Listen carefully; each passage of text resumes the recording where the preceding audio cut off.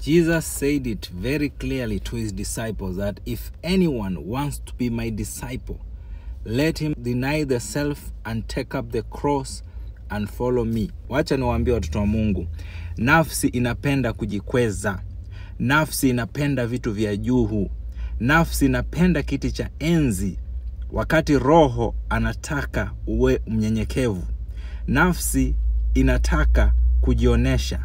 Nafsi inataka kujipendekeza, wakati roho anataka uhudumie wengine, wakati roho anataka unyenyekee uwe mwanafunzi. Nafsi inataka kuwa mwalimu.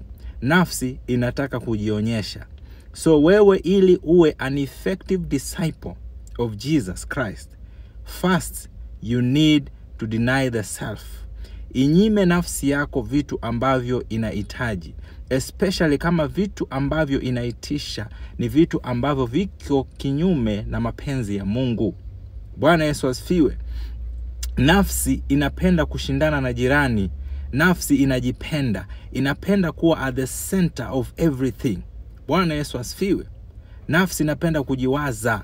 Bwana Yesu asifiwe. Sasa Yesu aliwaambia wanafunzi wake ya kwamba ili waweze kuwa wanafunzi effective, wanafunzi wanyenyekevu, wanafunzi wenye kufuata na kumpenda Mungu, lazima nafsi ifanye nini? Ipelekwe Calvary.